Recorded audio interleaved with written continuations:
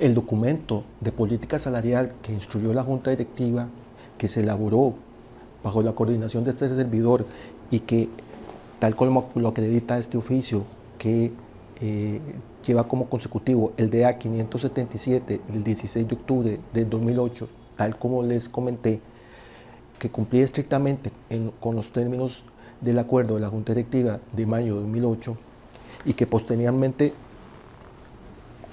completé, según acredita este segundo oficio, DA 733 del fechado el 17 de diciembre, recibido el 19 de diciembre de ese mismo año, fue sustituido, de acuerdo a lo que me manifestó el director actuarial, en enero del 2009, al regreso del receso, por un documento escueto exactamente como lo instruyó el director, el gerente administrativo, licenciado José Alberto Acuña, que excluyó todos los cuadros y proyecciones y se dedicó básicamente a prosa, sin advertir que esas pretensiones que les comenté eran inviables. Cuando la Junta Directiva puso de conocimiento de esa acta en su sitio web y yo tuve acceso a ella meses después, analicé este documento y me percaté que en 9 ocasiones este documento que se presentó contiene párrafos de acuerdo a lo que les muestro acá. Esta es la versión original del documento de política elaborado por este servidor y el grupo de trabajo conformado, y este es el documento que elaboró Gustavo Picado según lo manifestado por don Guillermo López y que presentaron junto con don Alberto Acuña en diciembre del 2008. Contiene, tomó, se evidencia acá presuntamente, ideas teóricas del documento nuestro en 9 ocasiones. Aquí tengo las 2 primeras. Acá nuevamente lo que dice el documento original, lo que dice el documento distinto, que no cumple los requerimientos de Junta Directiva, pero que lo sombreado indica que aparentemente hubo un plagio en algunos aspectos del documento original teóricos. Acá les muestro la cuarta y la quinta. La sexta son párrafos que tienen las mismas palabras en la parte sombreada. La octava, séptima y octava. La octava es bastante grande y la novena. Con esto pues quiero evidenciar que Recursos Humanos, la Dirección de Administración y Gestión de Personal, liderada por Gustavo Picado, en el momento en que presuntamente elaboró estas hojas con las indicaciones de don Alberto Acuña, lights, quitando la evidencia cuantitativa del documento original, tomó ideas que rescató para llenar esto, presuntamente, para cumplir con cierto espacio del documento, pero sin advertir sobre lo relevante. Lo teórico indicaba los aspectos de equilibrio interno, externo que les comentaba, pero lo financiero, lo económico, lo actuarial de proyecciones fue eliminado completamente y no se advirtió. Acá quiero dejar constando que hubo aparentemente 9 plagios del documento original. Mientras que la Dirección de Administración y Gestión de Personal, encabezada por el licenciado Gustavo Picado Chacón, promovía en los términos de don Alberto Acuña un proyecto de política salarial muy distinto al original, la recesión continuaba golpeando al país, como lo indican los indicadores de actividad económica y muchos otros del sector turismo, de inversión extranjera directa, de exportaciones, de empleo, subempleo, etcétera, lo que implicaba que los ingresos institucionales del seguro de salud y del seguro de IBM estaban cayendo y a pesar de eso, la política salarial aprobada en los términos de don Alberto Acuña, de don Gustavo Picado y con la participación de don Guillermo López, el director actuarial. Quiero enfatizar que don Guillermo López en todo este tiempo era, como les he indicado, miembro del Consejo Financiero y de Control Presupuestario, el ente encargado de tutelar la sostenibilidad financiera de ambos seguros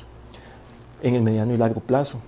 Y sin embargo, a pesar de ese rol de asesor del Comité de Inversión de Control Financiero, de Control Presupuestario, estaba auspiciando una política salarial que en el 2009, a partir de enero,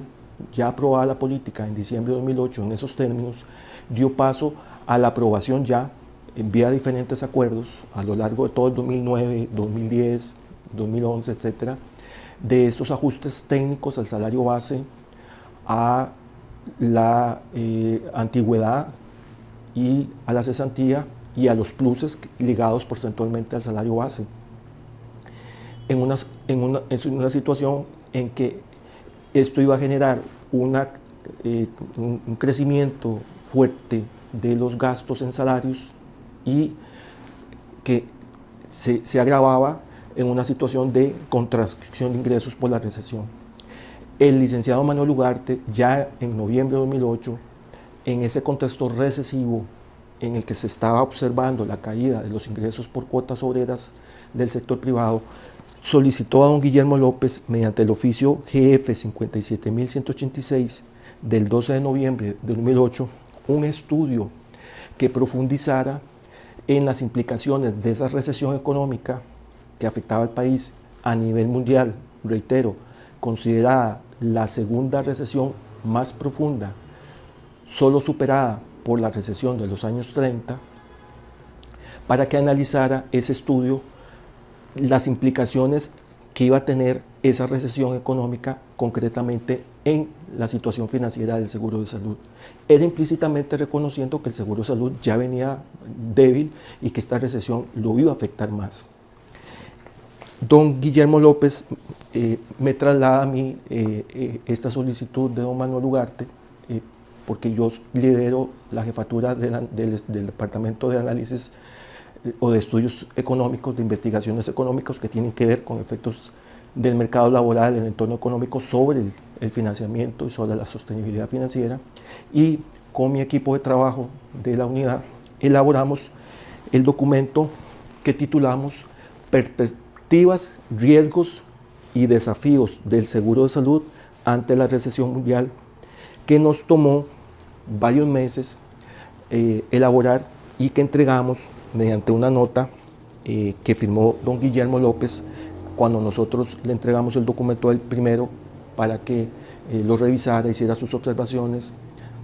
No hubo observaciones, simplemente lo que hizo fue una nota para trasladarlo a el gerente financiero el 24 de junio del 2009. Y sí tenemos aquí una oportunidad en el departamento de profundizar más las proyecciones, pulirlas más, porque ya teníamos un semestre más de datos que se profundizaba más la recesión, la caída de ingresos, y lo que ya habíamos encontrado en cuanto a vulnerabilidad en la política que hicimos original salarial, aquí completamos nuevamente, hicimos unos recálculos de los escenarios y todavía era más evidente en un contexto en el que también estábamos contando los aumentos de salarios ya en marcha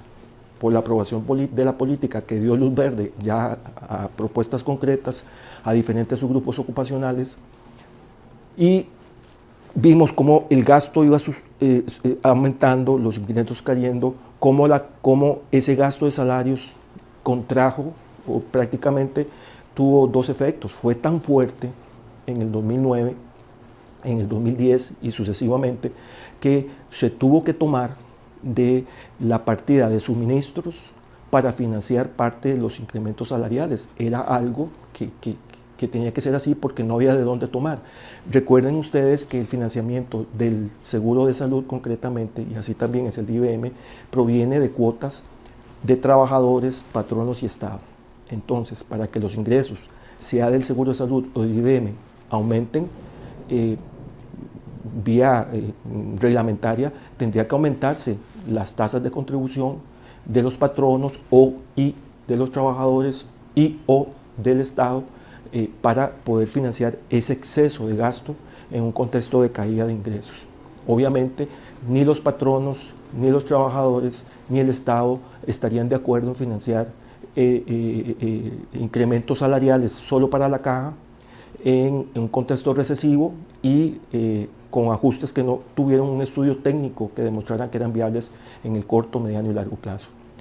Este estudio entonces demostró que la situación se agudizó más 6 meses después, y así se acredita, se entregó al gerente financiero, que en ese momento, en su condición de gerente financiero, coordinaba el Consejo Financiero de Control Presupuestario, ente, reitero, responsable de todo el tema de la sostenibilidad. Don Manuel también colaboró, ¿verdad?, con dar indicios de que se podían pagar estos ajustes salariales sin poder demostrar que técnicamente existían documentos que así lo acreditaran. Los documentos que existían, la política salarial nuestra, este mismo documento de recesión, las evaluaciones actuariales que se le trasladaban a él, los informes de auditoría, etcétera, indicaban todo lo contrario técnicamente, que no era posible, ¿verdad? Y contrario al discurso que ellos daban de que sí era posible, no lo podían demostrar técnicamente. Nos ubicamos en el 2009, que como les indico, se caracterizaba por 2 circunstancias. Una recesión muy grave económicamente, que afectaba directamente las contribuciones del sector privado, en patronal y obreras, desempleo muy fuerte en las empresas privadas y que generaban una caída de ingresos tanto en el seguro de IBM, pero fundamentalmente en el seguro de salud. Y por otro lado, aprobaciones de junta directiva de aumentos técnicos al salario base, a las antigüedades, a la cesantía y a las plazas. Entonces tenemos un aumento de crecimiento de gasto y disminución de ingresos. En adición al estudio de la recesión que nos encomendó el gerente financiero, ese mismo gerente conforma una comisión de muy alto nivel para monitorear esta recesión más de cerca, y la conformamos el licenciado Guillermo López Vargas, asesor del Consejo Financiero de Control Presupuestario, la directora de Inspección Odilia Arias, el director de cobros, Luis Diego Calderón, la jefe del área de control y evaluación de presupuestos, Lenin Mentes, el tesorero Carlos Montoya y este servidor, Daniel Muñoz, en mi condición de jefe del área de investigación económica. Esto fue a partir de febrero que nos conformamos en comisión y monitoreamos muy de cerca lo que estaba aconteciendo con el lado de los ingresos por la recesión tan grande. Acá esas reuniones generaron actas de la comisión se tituló Actas de la Comisión de Análisis Financiero, que se reunía, analizaba mucha información de los pendientes de morosidad, del incumplimiento de patronos, de caída de proyecciones en facturaciones, etcétera, y que todo redondeaba en el mayor desempleo que se estaba generando y la caída de asegurados en el sector privado. Se firmaba, ¿verdad? En este transcurso del 2009 se generaron 4 actas debidamente suscritas, todas ellas haciendo mención de la situación crítica que se fue agravando con el tiempo. A raíz de eso, esta misma comisión pidió información a otros entes, porque la nota indica que podíamos pedir apoyo a otras unidades, y en ese sentido la directora de presupuestos, Sara González, Iván Guardia, director financiero contable, Luis Guillermo López, director actuarial, asesores del Consejo Financiero y de Control Presupuestario, que insisto tanto es la unidad que tutela la sostenibilidad, más el tesorero, hicieron proyecciones del flujo de caja del seguro de salud y sustentaron todos sus cálculos, ¿verdad? Y a diferencia de lo que decía la política salarial que hizo Gustavo Picado por instrucción de Alberto Acuña con la participación de Guillermo López, aquí sí, este cuadro indica la proyección del flujo de caja del seguro de salud en negativo, de lo que se veía al combinar ingresos menos gastos más fuertes que los ingresos y generan un flujo de caja para ese ejercicio 2009 negativo, congruente con lo que nosotros en el departamento veníamos demostrando. Lo que sucedía es que a pesar de todo esto, ¿verdad? Nosotros de la experiencia que veníamos sumando con la política salarial y con el análisis de la recesión en el estudio especializado que también hicimos, fuimos teniendo mucha habilidad en cuanto a escenarios de proyecciones, y en estas sesiones de esta comisión de análisis financiero aportaba yo como miembro de esa comisión con pleno derecho de poder aportar, porque estaba nombrado por el gerente financiero, coordinador de ese consejo, esas proyecciones, se tomaba nota y también se aportaba la morosidad por el área de cobros, el tema de la inspección, el tema presupuestario, etcétera, de otros compañeros. Pero cuando todos se retiraban y que yo quedaba en mi cubículo, llegaba don Guillermo y me decía: no haga las proyecciones tan precisas, hágalas light, otra vez esa palabra, hágalas suavecitas. Le digo: pero no está viendo los flujos que trae el tesorero Carlos Montoya, son negativos. No está viendo que yo vengo diciendo esto desde el 2008, congruente con todo el histórico del año 1996. No me venga a decir, Guillermo, que otra vez, ¿verdad?, tuvimos un roce, porque él no podía entender yo por qué la intención de que yo manipulara cifras para que indicaran cosas distintas a la realidad. Y yo le decía claramente que no, que yo iba a ser consecuente con la política del 2008 que hice, de acuerdo a la Junta Directiva, con el documento de recesión que nos encargó el gerente financiero, y ahora en mi rol de miembro de esa comisión. Aquí hay correos que acreditan múltiples reuniones, información distinta, sobre todo de flujos de efectivo que la tesorería en ese rol fue realizando, documentados con cuadros, gráficos, durante todo el 2009, que acreditan que esta comisión de alto nivel estuvo enterada de que la situación desde el punto de vista de caja iba creciendo deficitariamente, con la consecuencia de que al tener incrementos de gastos fundamentalmente por salarios y por otro lado caída de ingresos, las facturas a proveedores por los servicios que prestan a la caja, ventas de papel, de suministros médicos, de todo lo que se ocupa para dar los servicios de salud y la parte administrativa que lo respalda, se empezaron a acumular desde principios de año. Muchas facturas no se podían pagar. Se notaba entonces ya que iba a haber problema con pagos de proveedores en este año, conforme se iban aprobando ajustes, porque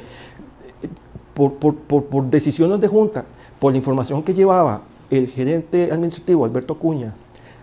con el director de Administración y Gestión de Personal, Gustavo Picado, con apoyo de Guillermo López, se seguían aprobando los gastos como ellos deseaban, en función de lo que pretendían los sindicatos, que por cierto también amenazaban como movimientos de huelga a nivel de lavanderías y a nivel de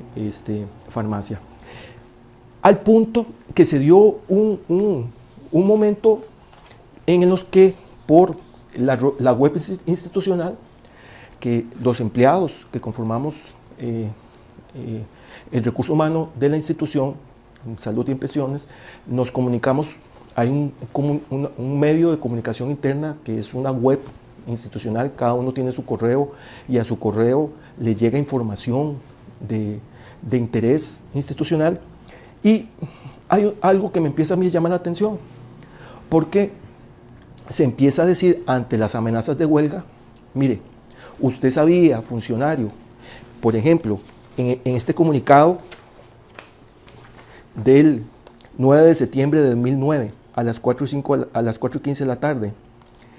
usted sabía que los salarios de los no profesionales de la caja superan los pagados por el servicio civil, y le hacen un gráfico, ¿verdad?, donde se dice que, por ejemplo, un oficinista 3 en la caja gana un 34.1% más que todos los funcionarios públicos que están vinculados con los esquemas de pagos de servicio civil. La caja, en temas de profesionales en ciencias médicas, o sea, en trabajadores que no tengan que ver con el grupo de profesionales de ciencias médicas, es autónomo, toma sus decisiones. con los profesionales médicas es vinculante las decisiones de servicio civil. Estos tipos de profesionales, como su nombre, perdón, este tipo de funcionarios que no es profesional, obviamente no es profesional en ciencias médicas, entonces se indica aquí, miren, no me hagan huelga. En el fondo están diciendo porque fíjese que pagamos más que todo el sector público vinculado al servicio civil, que es ministerios, gobierno central y otras instituciones descentralizadas. Ponen el ejemplo de una secretaria 2, un 34.5, ponen el ejemplo de un técnico en administración 3, gana un 56.6% más que un similar, una misma secretaria, un mismo técnico en administración 3 de otra institución, solo que pagada por el servicio civil, como puede ser la que trabaja el técnico que trabaja en un ministerio, por ejemplo. Y también sucedió con áreas de nutrición, áreas de enfermería de no profesional, ¿verdad?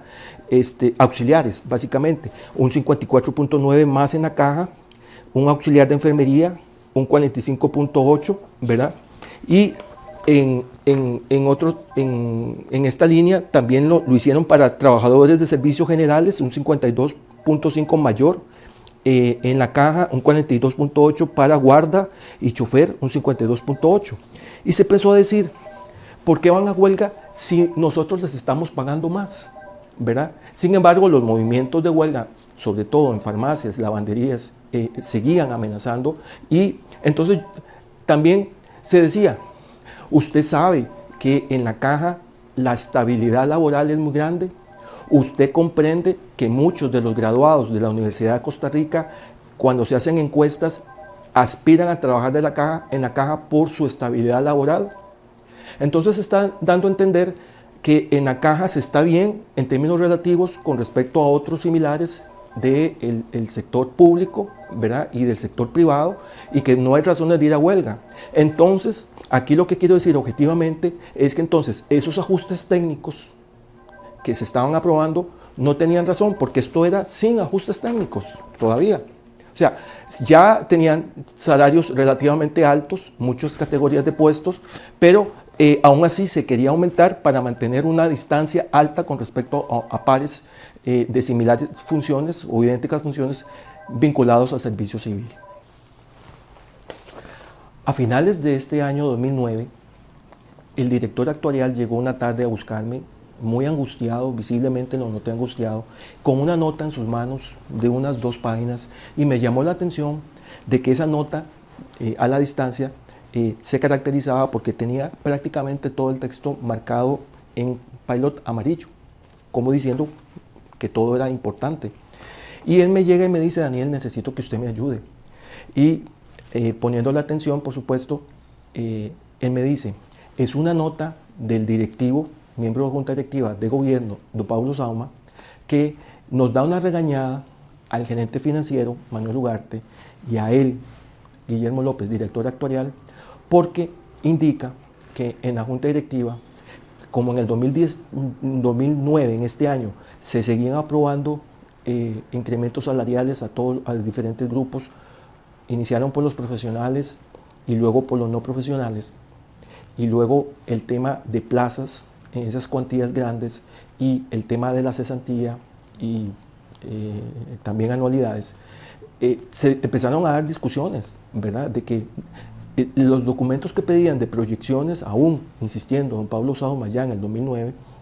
le decían que no era posible porque no cumplían requisitos mínimos, porque le proyectaban 2 años. Y él no podía tomar decisiones de este calibre con proyecciones del 2010-2011. Tenía que proyectarse a largo plazo, como es función de la dirección actuarial, proyectar a mediano y largo plazo. Entonces, en una de esas discusiones, el miembro de Junta Directiva, don Pablo Sauma, no apoyó, se votó en contra y adujo algo muy importante que luego yo corroboré con el tiempo cuando tuve acceso a las actas de Junta Directiva, que, como les digo, se publican tiempo después en la web. Y él dijo algo muy importante luego de una gran explicación y sustento. Este podría ser el inicio, abro comillas, este podría ser el inicio del fin de la seguridad social, porque todo se iría en salarios. Entonces, la votación en una de esas discusiones se empató. De los 9 miembros solamente estaban 8 presentes, 4, incluyendo a don Pablo Sama, votaban en contra, 4 a favor de estos ajustes, y resulta que por reglamento, cuando hay empate, el voto del presidente ejecutivo es voto de desempate, porque cuenta por 2, entonces hubo desempate a favor de estas aprobaciones. Entonces, don Pablo Sama, de acuerdo a lo que me explicó don Guillermo López, ya a finales del 2009 me dice: esta es una regañada que nos da don Pablo Sama a él como director actuarial y a Manuel Ugarte, indicándome, según me dijo, que se sentía muy molesto porque ellos se salieron con la suya al aprobar la política salarial y aprobar ya en concreto estos ajustes y aumentos de plaza sin proyecciones adecuadas que no lo convencían, pero que él desde esa fecha, ya a finales del 2009, vaticinaba, y eso fue lo que más me impactó, vaticinaba para 2010 en adelante una crisis de liquidez en el seguro de salud muy, muy fuerte. Y estaba dejando claro que los presuntos responsables de ello en parte serían don Manuel Ugarte, coordinador del Consejo Financiero y de Control Presupuestario, y el director actuarial, asesor de ese consejo. Cuando él me explica esa angustia que tenía por esa regañada, en sus palabras, que él sentía que don Pablo les daba a ellos dos, Manuel Ugarte y Guillermo López, a través de esa nota, fue cuando me indica: Daniel, necesito que me colabore para que usted, que maneja todos estos temas por los estudios que ha hecho, haga una nota que compense ese, entre comillas, me dijo, ataque o regaño que recibía de un miembro de junta directiva, don Pablo Sama, y que yo tenía que colaborarle a él y a don Manuel para que ellos contestaran bajándole el tono a don Pablo Sama con argumentos que le generaran alguna duda con respecto a lo que él afirmaba. Obviamente, y siendo consecuente, le dije que no, que era otro intento de él de que yo tergiversara la realidad y que completamente estaba de acuerdo con don Pablo Sama. Fue ahí cuando ya me percaté, a la altura de finales del 2009, que don Guillermo López, mi superior, estaba sintiendo cierta presión, digámoslo así, o siendo evidenciado por dos lados. Uno, por el directivo máximo jerarca, la junta directiva, concretamente don Pablo Sama, que cuestionaba sus proyecciones de acuerdo a lo que él mismo me manifestaba, y por otro lado mi persona como subalterno de él, abajo de él, que no le aceptaba sus directrices en cuanto a adulterar documentos, proyecciones, hacer notas para bajar o atacar otra nota que llevaba la razón, y le dije que no me iba a prestar, que ya se lo venía reiterando muchas veces, que el conocimiento técnico que yo utilizaba era para ser objetivo y para decir la realidad tal como lo venía haciendo consistentemente durante todos mis 20 años de trabajo.